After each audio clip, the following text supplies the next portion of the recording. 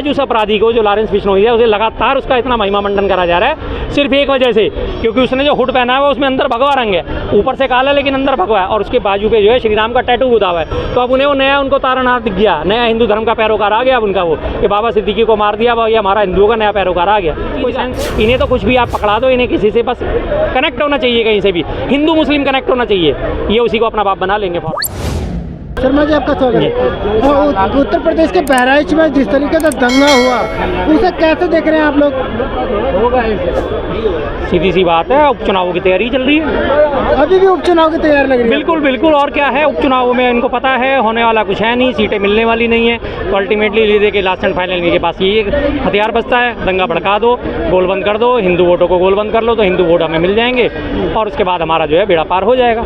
वो तो धोखा आप लोकसभा को बार बार लेके जा रहे हैं, हरियाणा में आपको रिजल्ट मिल गया, उसके बाद हरियाणा में आपको पता है तंत्र की जीत हुई है, लोग तो हारी है हरियाणा में, हम बार बार इस बात को उठा रहे हैं, आप चाहे मानो या मानो ना मानो, लेकिन बाकी बड़े नेता भी हम मानने शुरू करने इस बात को, हमने तो इस बात को शुरू से उठाया था। आपको याद होगा, आपकी हमारी मुलाकात बहुत पुरानी चलती रहती है, हमने पिछले जब 4 राज्यों के चुनाव हुए थे तब भी हमने इस बात को उठाया था, हरियाणा की बात करते हैं, हालांकि मुद्दा घूम गया, तब भी हमने तंत्र पे सवाल उठाए थे, ईवीएम के थ्रू वोटों की चोरी हो रही है, अब भी वही काम हुआ है। वही तंत्र जम्मू कश्मीर में भी था।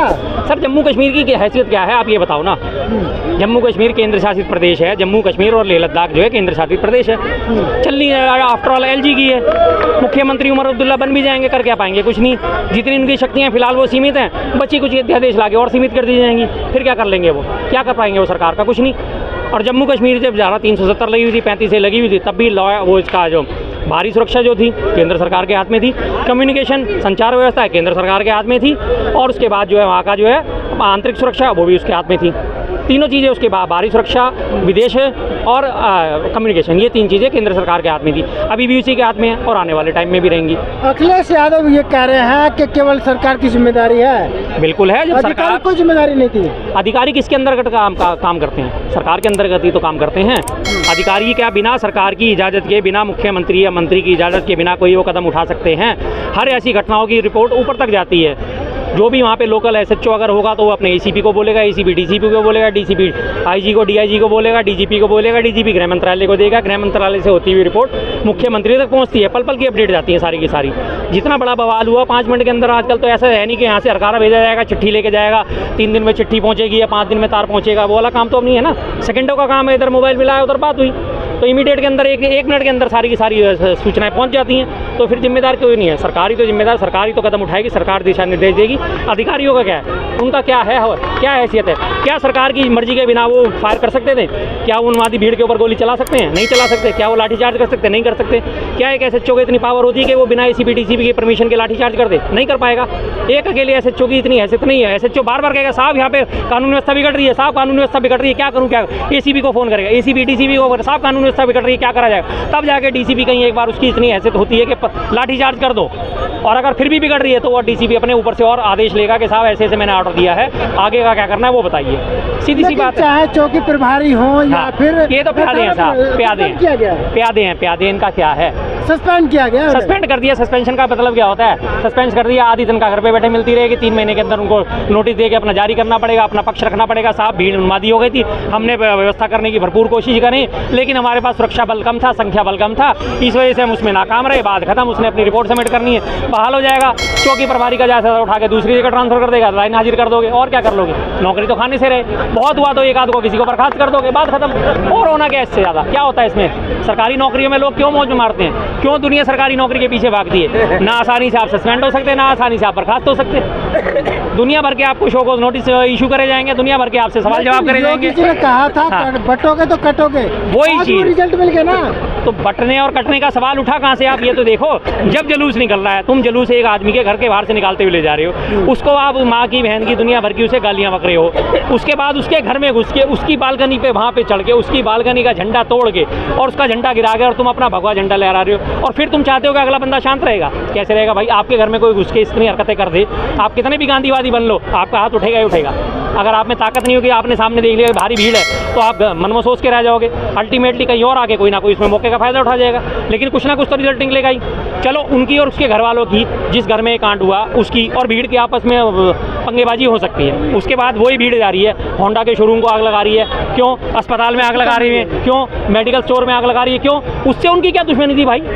इसका मतलब भीड़ का माइंडसेट तो पहले से ही सेट था ना, हंगामा करना है, दंगा फसाद करना है, और कुछ नहीं मिल रहा तो लाठियाँ सड़कों पे बजाते हुए जा रहे हैं। अरे भाई सड़क ने तुम्हारा क्या बिगाड़ दी, सड़क पे लाठी बजा रहे हो तुम, सड़क की साइड के जो बैरिकेड लगे उन पे तो लाठी बजा रहे हैं हजारों की तादाद में। मतलब उसे कहीं अपना गुस्सा निकालने का मौका नहीं मिल रहा तो साइड में जो बैरिकेड लगे उन पे तुम लाठी चार्ज कर रहे हो, टीन टप्पर पे लाठी बजा रहे हो। टीन का क्या बिगड़ जाएगा, उस टीन का कुछ बिगड़ जाएगा जिसके ऊपर तुम लाठी बजा रहे हो। लेकिन उन्होंने लाठी बजानी थी ना, आदमी नहीं मिले तो चलो टीन टप्पर ही सही, सीधी सी बात है। माहौल तो पहले से तैयार कर दिया गया था, तो माहौल पहले से तैयार था, बिल्कुल तैयार था। और अभी तो जब तक चुनाव नहीं होते तब तक यही हालत रहेगी। और दूसरी कांड आप ये देखो, आप बार बार चुनाव को ला रहे हैं। बिल्कुल लाऊंगा चुनाव में 10 सीटें हैं, क्या फर्क पड़ता है योगी जी? देखो जी, फर्क एक एक सीट से पड़ता है, इन्हें पता है कि एक एक सीट से फर्क पड़ेगा। एक मैं साफ साफ एक मामले में बीजेपी की तारीफ करूंगा। एक हमारे देहातों में कहावत होती है कि जागू तो होता ही है, लेकिन लागू जो होता है वो उससे भी बड़ा होता है। जो आदमी जागता रहता है वो तो अलर्ट रहता ही रहता है, लेकिन जो लागू होता है ना, जिसे लगन लग जाती है कि अब ये मुझे करना है, मुझे करना है, मुझे करना है। इस मामले में बीजेपी की तारीफ है कि वो एक एक सीट का गणित बना के चलती है, एक एक सीट का है, एक एक चुनाव का गणित बना के उसे 24 घंटे चुनावी भूत सवार रहता है। हमें कहाँ जीतना है, हमें कहाँ जीतना है, हमें कौन सा राज्य जीतना है, हमें एमसीडी कैसे जीतनी है, हमें नगर पालिका कैसे जीतनी है। चंडीगढ़ मेयर चुनाव क्या मेयर चुनाव था कुछ कोई बहुत बड़ी चीज़ थी वो मेयर चुनाव की है, लेकिन उसके बावजूद भी वहाँ हेराफेरी कर गई। अनिल मसीह ने जाके बैलेट पेपर से चुनाव होता उसमें भी उसने हेराफेरी कर दी। हेराफेरी किसके फेवर में करी? बीजेपी के फेवर में। दिल्ली में आप देख लो एमसीडी के चुनाव हुए, हेराफेरी किसके फेवर में करी गई? बीजेपी के फेवर में। तो ये लोग तो इस किस्म के हैं कि इन्हें हारना मंजूर नहीं है। बहुत पुराने अगाए हुए लोग हैं, भूखे लोग हैं, इन्हें चाहिए सत्ता किसी भी कीमत पे चाहिए, चाहे वो 1 सीट हो, चाहे वो 2 सीट हो, चाहे वो 4 सीट हो। चाहे अब ये 10 सीटों में उपचुनाव हारेंगे तो आने वाले टाइम में इनका ग्राफ नीचे गिरेगा ही गिरेगा, और ये लोग ये चाहते नहीं कि किसी भी तरह से हमारे ग्राफ। सोशल मीडिया पर एक और चल रहा है कि अगर ये 10 सीट बीजेपी हार जाती है तो योगी जी की छुट्टी तय है। अब वो भाई साहब छुट्टी योगी तो करने आएगा, उसने भी काम वही करना है जो योगी जी करते आ रहे हैं, सीधी सी बात है। योगी जी ने कोई अनोखा काम करा है क्या? क्या अनोखा काम करा है उन्होंने? कोई अनोखा काम नहीं करा। वही काम, वही उन्होंने आरएसएस की विचारधारा, वही संघ की विचारधारा, वही मोदी और शाह की विचारधारा। तो कोई थर्ड पर्सन अगर आएगा उसने भी वही आगे बढ़ानी है। इसकी तो पूरी पार्टी की विचारधारा है क्या? आप ये देखो बहराइच में अब ये कांड जो हुआ है, इसमें आप ये सोशल मीडिया उठा के देखो। आज आप ट्विटर पे जो हेडलाइन है, जो ट्विटर पे जो बीजेपी को फॉलो करने वाले लोग हैं, मैं भी चौकीदार, मोदी का परिवार, सबकी भाषा एक है, सबकी भाषा एक है, सबकी एक जैसी भाषा है। चाहे आप दूसरा वो उठा के ले लो, बाबा सिद्दीकी मर्डर कांड, उसमें सबका एक ही है। आज उस अपराधी को जो लॉरेंस बिश्नोई है, उसे लगातार उसका इतना महिमा मंडन करा जा रहा है सिर्फ एक वजह से, क्योंकि उसने जो हुड पहना है उसमें अंदर भगवा रंग है, ऊपर से काला लेकिन अंदर भगवा है, और उसके बाजू पे जो है श्री राम का टैटू गुदा हुआ है। तो अब उन्हें वो नया उनको तारनहार दिख गया, नया हिंदू धर्म का पैरोकार आ गया अब उनका, वो कि बाबा सिद्दीकी को मार दिया, ये हमारा हिंदुओं का नया पैरोकार आ गया। कोई सेंस है किसी चीज़ का? इन्हें तो कुछ भी आप पकड़ा दो, इन्हें किसी से बस कनेक्ट होना चाहिए, कहीं से भी हिंदू मुस्लिम कनेक्ट होना चाहिए, ये उसी को अपना बाप बना लेंगे फौरन।